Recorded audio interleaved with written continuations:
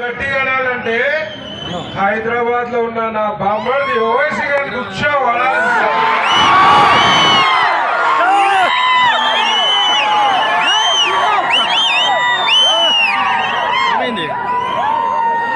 ఏమైంది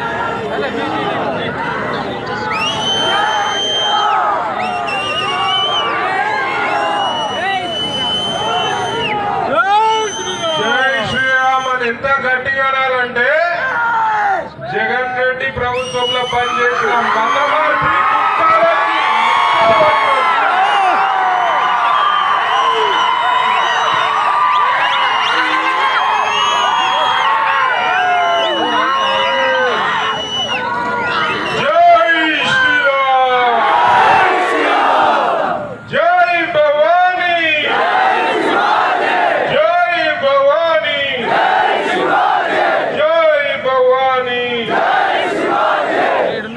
ఇక్కడ ఛత్రపతి శివాజీ మహారాజ్ జయంతి సందర్భంగా విచ్చేసిన నా హిందూ సోదరులందరికీ నమస్కారాలు, శిరస్సు వచ్చి నమస్కరిస్తున్నాను. అలాగే విచ్చేసిన మా సోదరిమణులందరికీ కూడా నమస్కారం. నాకు ఇవాళ ఇక్కడ చూస్తుంటే ఒక్కొక్కరిని చూస్తుంటే వీర శివాజీ కనబడుతుంది. నాకు ఇక్కడ నా సోదరి మనుల నిలబడితే ఝాన్సీ లక్ష్మీబాయి కనబడుతుంది. ఇక్కడ ఉన్న బామ్మడుతులకు కూడా ఉచ్చబడుతుంది. ఇక్కడ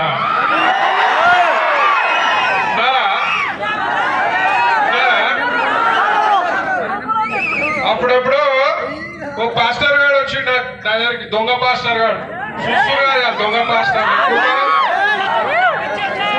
టచ్ కింద పడిపోతారు, మంచిగా అవుతారు. టచ్ అంటే గుడ్డమే కళ్ళు తెరిచి నడుస్తుంది. టచ్ అనగానే కూటోడు లేచి ఉరకబడుతున్నాడు. ఏం టచ్ రా నాయన, ఈ దొంగ పాస్టర్లు చర్చిలలో ఉండదురా నా కొడుక,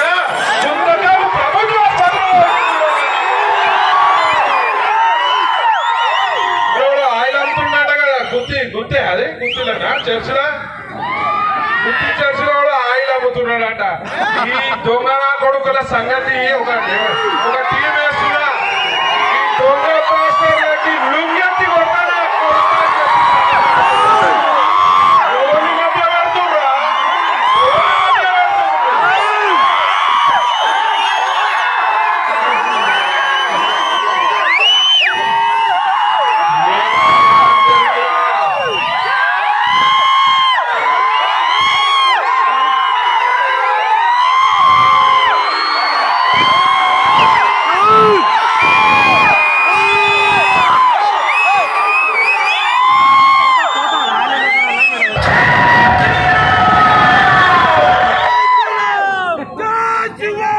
కొడుకులో నిద్ర పడుతుంది. వాళ్ళ మీద ఇట్లా లొల్లి చేస్తుంటే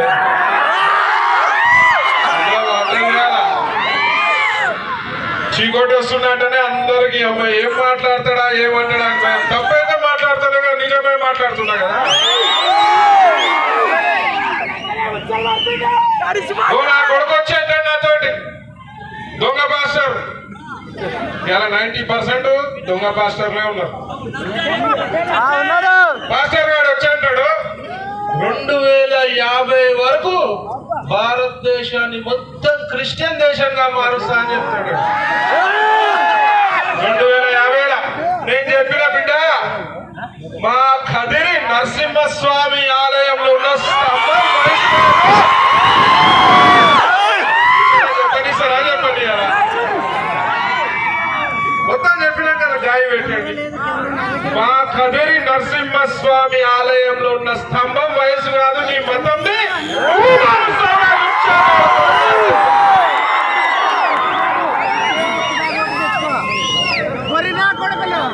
అందుకే వాళ్ళని గొర్రెలు అంటారు. నేను ఇన్ని రోజులేమనుకుంటుంటే జగన్ రెడ్డి ఉన్న రోజులేమనుకుంటుంటే ఈ కొడుకులకి ధమాక్ మోకాళ్ళలో ఉందని, కానీ అరికాళ్ళలో ఉందని మొత్తం తెలిసిపోతుంది. మోకాళ్ళలో లేదు, అరికాళ్ళలో ఉన్నది. ఇవాళ హిందుత్వాన్ని కాపాడుకోవాల్సిన బాధ్యత ప్రతి ఒక్క సోదరుడిపై ఉన్నది. ఏడో వేళ నాకు పాస్టర్ గారు కనబడతాం. గోసేవ చేద్దాము, గోవులకి పండ్లు కూరగాయలు పెడదామని ఒక గోశాల పోతే కూడా ఒక పాస్టర్ ఉన్నాడు. వాడు ఏమంటాడంటే, అన్న మీరు గోవుని పూజ చేస్తున్నారు, మరి గోవు ఒక జంతువే కదా, మరి కుక్కను ఎందుకు పూజ చేయరు, కుక్క కూడా జంతువే అని అడిగినాడు. అడుగుతాడు, అరే గోవు ముక్కోటి దేవతలున్న ప్రాణిరా, మా దేవత తల్లి పాలు లేని సమయంలో పసి గందుకి పాలు ఇచ్చే బాధ్యత గోమాత తీసుకుంది. అంటే అది కరెక్ట్ కాదన్నా అన్నాడు. సరే బిడ్డ నీకు చికోటి స్టైల్లో జవాబు చెప్తా, మీరు మంచిగా చెప్పి తినేటట్టు లేడని చెప్పిన. నేను అడిగినా, అరే నేను గోమూత్రం తాగుతావా, నువ్వు కుక్క మూత్రం తాగుతావా?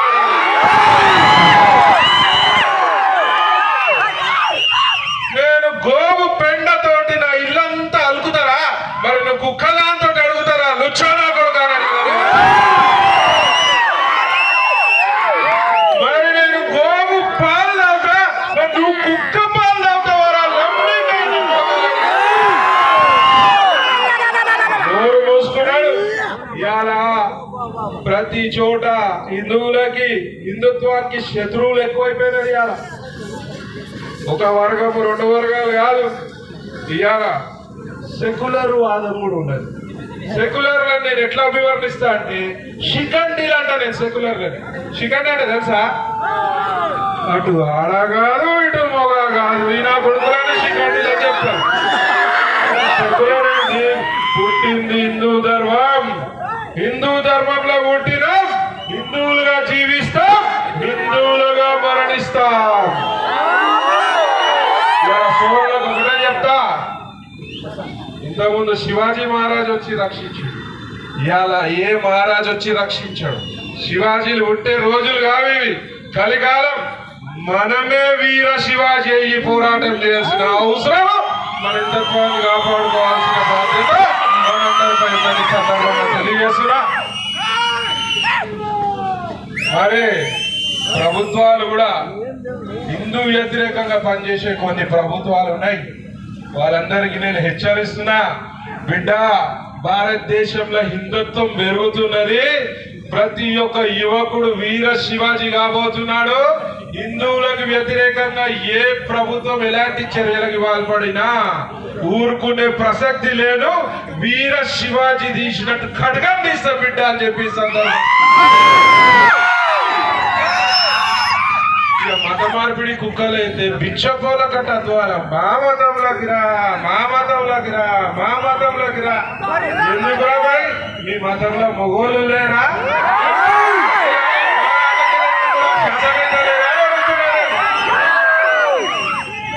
ఉన్నారు కదా మొగోళ్ళు, కనండి పెంచుకోండి. మా దాంట్లోకి వెళ్ళి ఎందుకురా మీకు మొగోళ్ళు?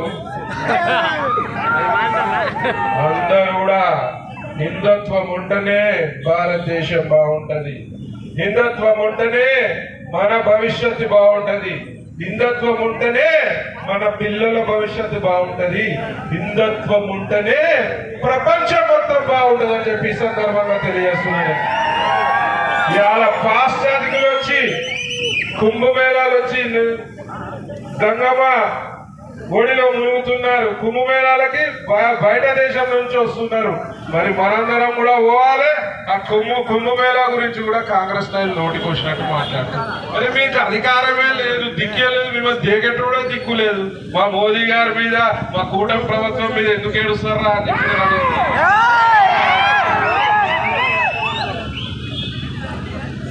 యుక్రెయిన్ లో యుద్ధం జరుగుతుంటే, రష్యా యుక్రెయిన్ యుద్ధం జరుగుతుంటే 4 గంటలు యుద్ధం ఆపిన మునగాడు మొగోడు మన మోదీ గారు.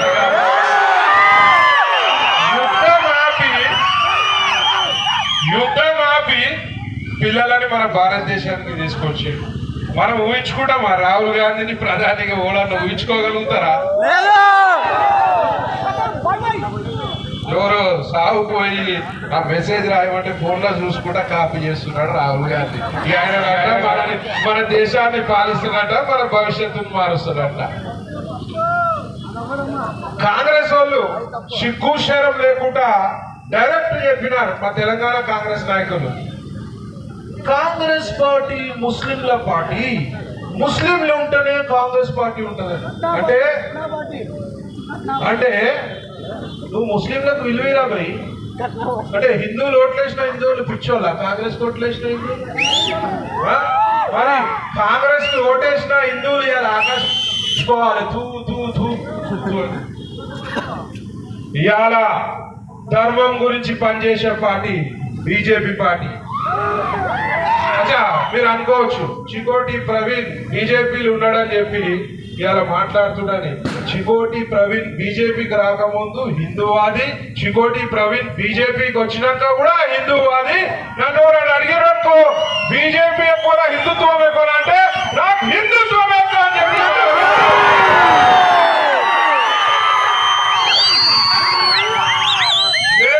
యువతరానికి ఒకటే చెప్తా, హిందూ సోదరులకు అందరికి ఒకటే చెప్తా, ఇవాళ హిందుత్వానికి పనిచేసే పార్టీకి ఓటే బీజేపీకి అని చెప్పాలి. హిందుత్వాన్ని కాపాడుతున్న పార్టీకి ఓటేయండి. ఇవాళ పవన్ కళ్యాణ్ గారు కూడా ఇవాళ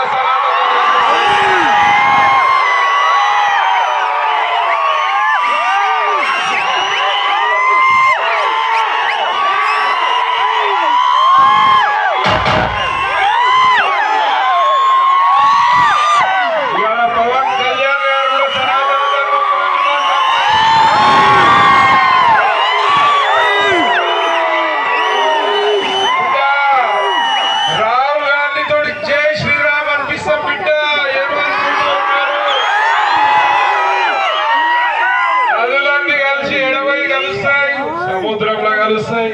సముద్రం అంటేనే హిందుత్వం రా ఎదవల్లారా, ఊరుకునే ప్రసక్తే లేదు. ఇవాళ సనాతన బోర్డు కూడా అవసరం. దేశంలో గుడిలు కూడా సనాతన బోర్డు పరిధిలోకి రావాల్సిన అవసరం ఉన్నది. ఇవాళ తిరుపతి గుళ్ళ అన్య మతస్థులకు ఉద్యోగాలు ఏమవసరం ఇచ్చే పని అన్య మతస్థులకి. మనకున్న మతస్థులకు ఉంటుందా? మనకున్న భక్తి అన్య మతస్థులకు ఉండదు. మనకున్న బాధ్యత అన్య మతస్థులకు ఉండదు. మనం ఇలా గుడికి పోవాలంటే స్నానం చేసి పరిశుభ్రంగా పోతాం. వానికి భక్తే లేదు, పని చేయాలి, టీటీడీలో పని చేయాలంటే వాడు ఏం అవతారంలో పోతుండో, స్నానం చేసిండో లేదో, నాన్ వెజ్ తిన్నాడా, ఏం తిన్నాడో, ఏం అడ్డమైన తిండి తినిపోతుండో మన గుళ్ళ కన్నా ఈ సందర్భంగా అడుగుతున్నా.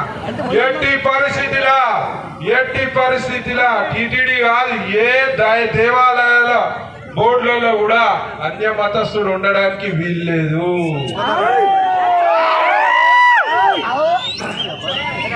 మరొక విషయం చెప్తున్నా, ఇవాళ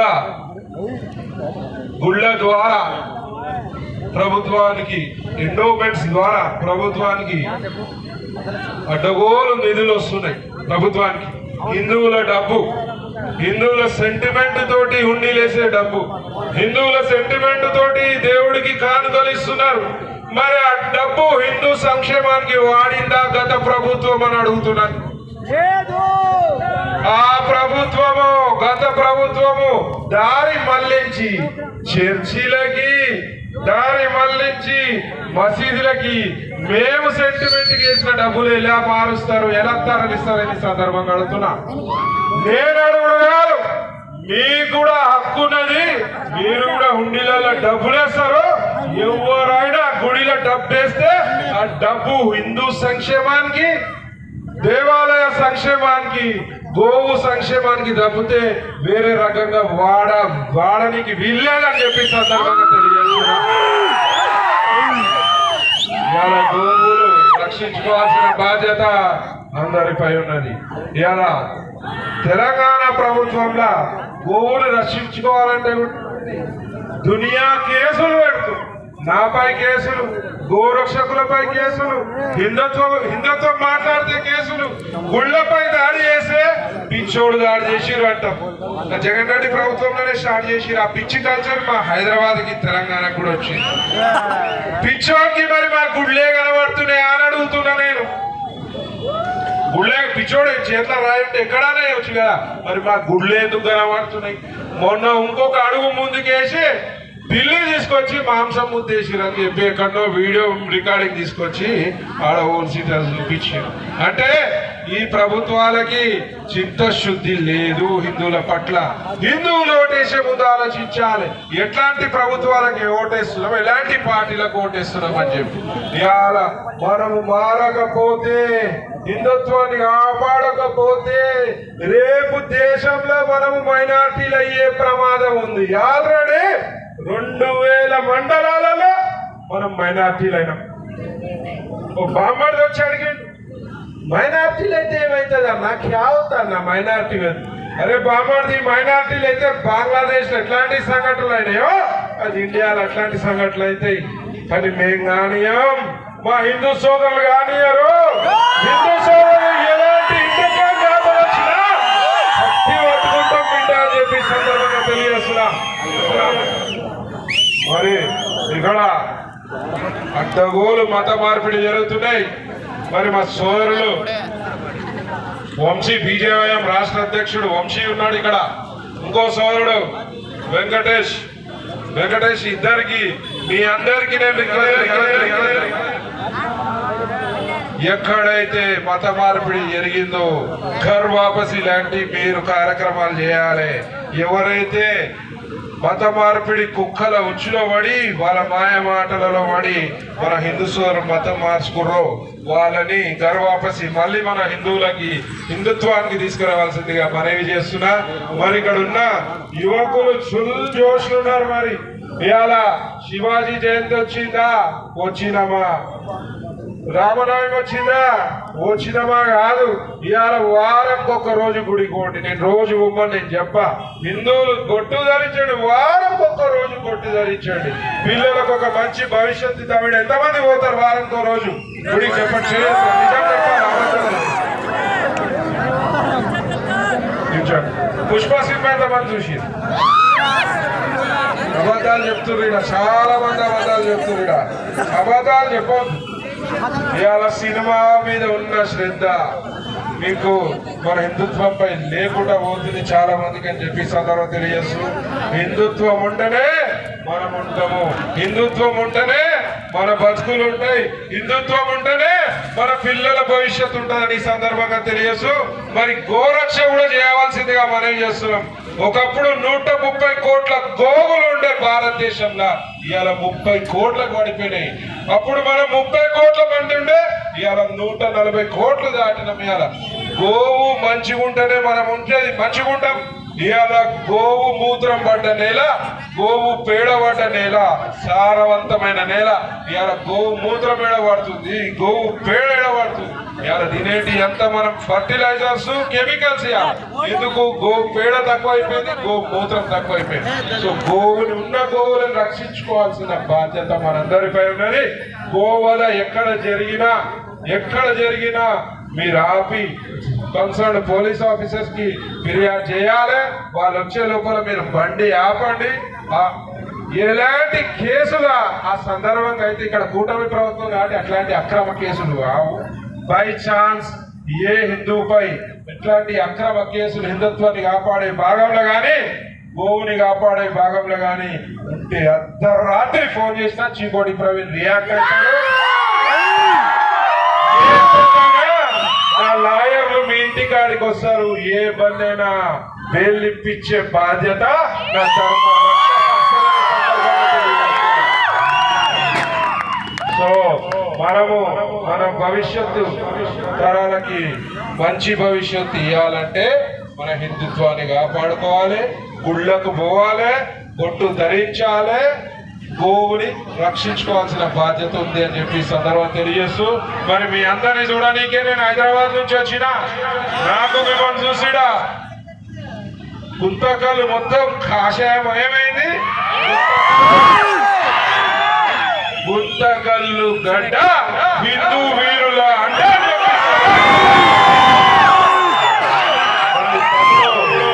మంజుల వెంకటేష్ చాలా కష్టపడి ఈ యొక్క కార్యక్రమం చేసినారు. మరి మంజుల వెంకటేష్ వారి టీం అందరికి కూడా ప్రత్యేకమైన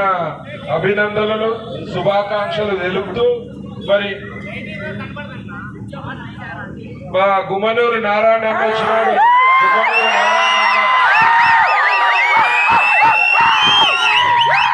గుమ్మనూరు నారాయణ గుమ్మనూరు నారాయణ మన గుంతకలు యువకులందరూ ఎదురు చూస్తున్నారు.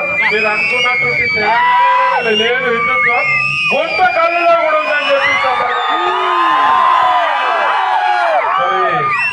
గత ప్రభుత్వ పాలన వల్ల గత 5 ఏళ్లలో చాలా హిందుత్వానికి నష్టం జరిగింది. అలా ఒక పాలకుని మూర్ఖత్వం వలన ఇవాళ కూటమి ప్రభుత్వం ఉంది. ముఖ్యంగా పవన్ కళ్యాణ్ గారు కూడా మంచి జరుగుతుందని ఈ సందర్భం తెలియజేస్తూ మరి మంజుల వెంకటేష్ గారు మరి వారి టీం ముఖ్యంగా కేశవ్ గారు, పురుషోత్తం గారు, చక్రి గారు, లింగేశ్వర్ గారు, భాగ్యరాజ్ గారు, నవీన్ గారు, రవి తేజ గారు, వంశీ గారు, భాస్కర్ గారు, ఇంకా మిగతా సభ్యులు, ముఖ్యంగా మా తమ్ముడు మీ ఆశాకిరణం నెగిటివ్ జనరేషన్ ఆశాకిరణం మా తమ్ముడు బీజేవైఎం రాష్ట్ర అధ్యక్షుడు వంశీ కూడా ప్రత్యేకమైన ధన్యవాదములు, శుభాకాంక్షలు. మరి వంశీని మీరు అందరూ కూడా ఆశీర్వదించాలి. ఆయన కూడా హైందత్వానికి పనిచేస్తాడు, గోవుకు పనిచేస్తాడు.